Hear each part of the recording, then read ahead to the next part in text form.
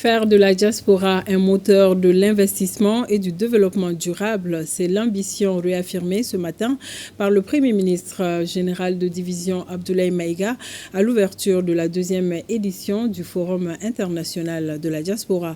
Au nom du président de la transition, il a appelé à mieux valoriser le potentiel économique, scientifique et entrepreneurial des Maliens de l'extérieur.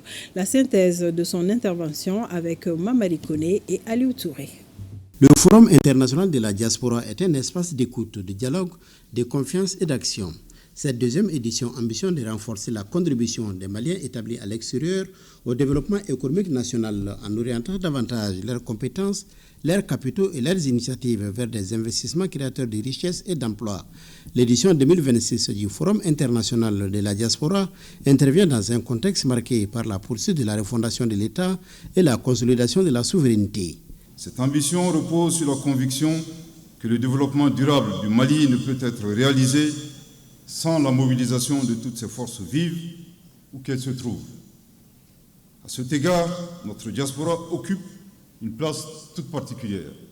Par son savoir, son expérience, ses investissements et son engagement, elle constitue un partenaire stratégique de notre développement national. Partout où un Malien réussit par son travail, son talent, son esprit d'entreprise, c'est le Mali qui gagne en crédibilité, en visibilité et en influence. C'est pourquoi la vision portée par son Excellence le général d'armée Assimi Goïta, président de la transition, chef de l'État, est de faire de la diaspora un acteur majeur du progrès économique et social de notre pays. Selon le Premier ministre, notre pays dispose d'opportunités réelles, une jeunesse dynamique, des ressources naturelles abondantes, un important potentiel agricole et des perspectives dans le secteur des mines, de l'énergie, du numérique, entre autres. Les participants venus des 4 coins du monde échangent autour du thème « Diaspora malienne et investissement productif, bâtir un Mali économiquement fort pour un développement durable ». La contribution de la diaspora peut jouer un rôle déterminant dans la valorisation de ses atouts et dans l'accélération de la transformation structurelle de notre économie. Conscient de ces enjeux, le gouvernement poursuivra les réformes engagées pour améliorer le climat des affaires, renforcer la confiance des investisseurs, simplifier les procédures et créer un environnement toujours plus favorable à l'initiative privée, notamment celle de nos compatriotes établis à l'extérieur. Cette ambition se prolonge également dans la dynamique de la Confédération des États du Sahel, qui offre un espace renouvelé d'intégration économique, de solidarité régionale et de coopération mutuellement bénéfique.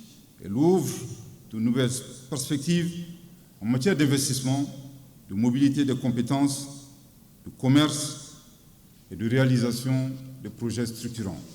Aujourd'hui, plus que jamais, le pays vous invite à participer pleinement à sa refondation. Votre expertise, vos réseaux professionnels, vos expériences internationales et vos investissements constituent des ressources précieuses pour accompagner la transformation de notre économie et renforcer notre souveraineté.